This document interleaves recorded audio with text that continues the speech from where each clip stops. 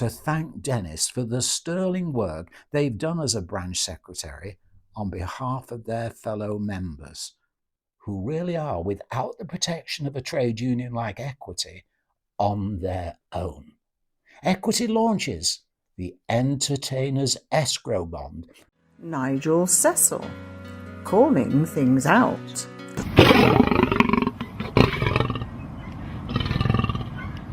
Hello, Chuckabutties, welcome.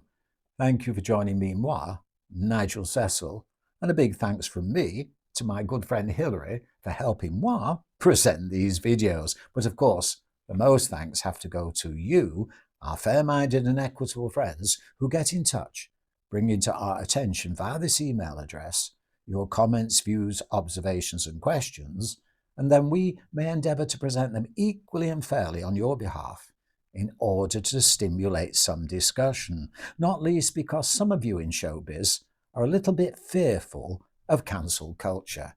But at our age, Hilary and moi, what do we care about cancel culture? We were cancelled years ago. But I'm digressing. How do we get the opening caption to this video? Our concept idea is because some of you got in touch and brought the information to our attention. Thank you. Equity launches an Entertainers Escrow Bond. Equity launches an Entertainers Escrow Bond, and then it says, no pride without performers, no performers without pay. Showbiz recognising lowest paid need best protection. How has this come about? Why have you brought it to our attention? Last week, some of you attended the annual general meeting of the Lancashire and Cumbria Equity branch. Equity, the trade union for professional actors, variety, entertainers and other creatives across the United Kingdom. And firstly, at that annual meeting, the new committee for the next 2 years was announced, and it also then became apparent that the branch secretary, since the inauguration of that branch, Dennis Askham, and previously Dennis was the branch secretary of the Blackpool Variety branch, had decided not to stand, but to allow the baton to be passed to someone else, not least because they've got tons of gigs and a pantomime coming up at Christmas, so they've decided they want to focus more on their professional career. But it gives us the opportunity, on behalf of all the Equity members we know, to thank Dennis for the sterling work they've done as a branch secretary on behalf of their fellow members. Acclaim to Dennis and good fortune in your showbiz career ahead. We're sure you're going to have a fun time, and we look forward to having a coffee with them, do we, Hilary? Indeed.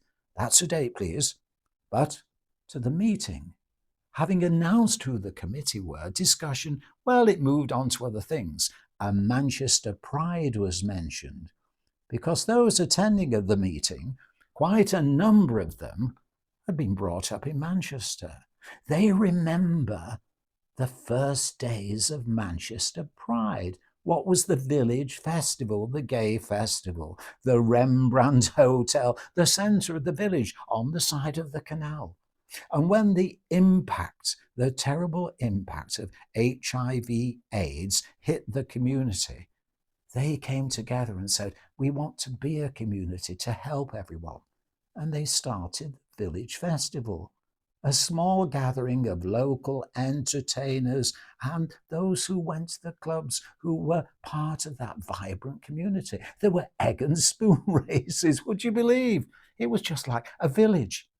But then over the years, things changed because others said there's an opportunity to make money. We can develop it. The corporates moved in, the council gets involved, all sorts of things happen. It can attract tourists, bigger and bigger. And the original roots were lost. And at that meeting of the branch, they said, what's happened to the original roots? And why is it whenever these things happen, those at the bottom of the entertainment ladder are the ones who generally get no money? Now, Equity has started a collective claim on behalf of entertainers to see if they can get some money. But entertainers, well, they're self-employed sole traders. They are individuals. It's very difficult to campaign for yourself. And that's why this slogan came out: no pride without performers, no performers without pay. There is a petition to present to Manchester City Council. We'll put the link in the notes. Please sign it. You see, when it comes to workers and equity representing workers, equity members are unique because at any one time, some 90% of them or so are out of work looking for work. So work is so important. And also getting the acclaim of the audience and putting something back. They can't just turn up to work. There's rehearsals. There's your makeup. There's your costume. And costumes don't come cheap. They're not just off the peg. Indeed, following the collapse of the organisers, one entertainer has said they would put their costumes up for sale in order to raise funds to help those who may not get paid. Why is it always this happens? It's always those at the lowest rung of the entertainment ladder who get forgotten. Organisers quite often are happy to spend money on all sorts of things, and the entertainment is an afterthought. But of course, without any entertainers, you ain't really got your festival. So this idea came up. If you're presenting a petition to the City Council, well, everyone needs a licence, don't they? And if you're putting workers first in any capacity, shouldn't the organisers of these festivals have some commitment to the workers? You see, celebrities, they've got managers, they've got agents. They're not going to agree to do a gig for a few thousand quid without some commitment up front. You know, give us a deposit. But individuals, self-employed sole traders, can't negotiate a deposit because, well, the organiser will say, well, what happens if the weather's bad? What happens if you're ill and you don't turn up? We can't chase you for 50 or 60 quid, part of your fee. We can't possibly do that, so you can't possibly ask for a deposit. But what happens if there's an organisation that's independent, that's one stage removed, like Equity? And Equity can say to these promoters who are going to put on shows, if you want to have credibility, if you want to be recognised, then why don't you subscribe to Equity's Entertainers Escrow Bond? Now, you decide the percentage. I don't know what to suggest, maybe 10, 20%, but it's that commitment. They've recognised performers need to be paid. So they give Equity money for their Entertainers Escrow Bond. Equity keep it safe.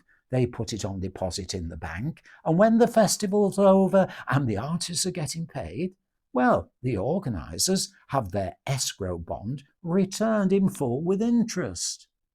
And they know it's safe because even if one Equity member had a complaint against them, Equity would guarantee that that escrow bond is completely independent and will be returned once the festival is over.